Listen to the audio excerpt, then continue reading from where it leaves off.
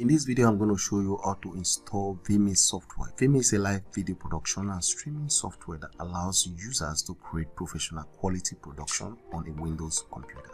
Vmix allows users to mix video and audio source, add multiple cameras, image, title, and more, and then record, display, and live stream the production. It also includes live video mixing effects like crossfade, core 3D zoom, and more. Here on my screen is Vmix setup and the crack, which you can find in the description below this video. Okay, I'm just going to double click on the setup file, then click yes, next, accept the agreement, and click next, create a shortcut on the desktop, click next, and then click on install. This software is offline installation, so you need to turn off your internet and your Windows Defender.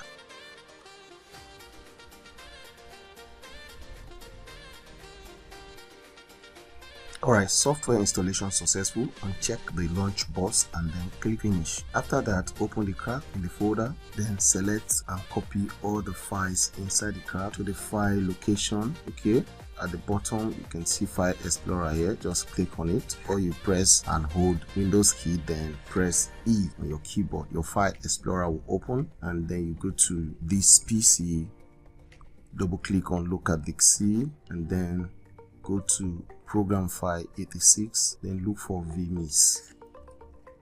Here is Vmix. The first one is the one you should use. Open the Vmix, then you can expand it here, right? Then paste the crack in it. Okay, it will ask you to replace the file in the destination. Just click on replace the file, then click on continue again. Just click continue until all the files are copied to the file location. Okay, once you are done, you can run your Vmix.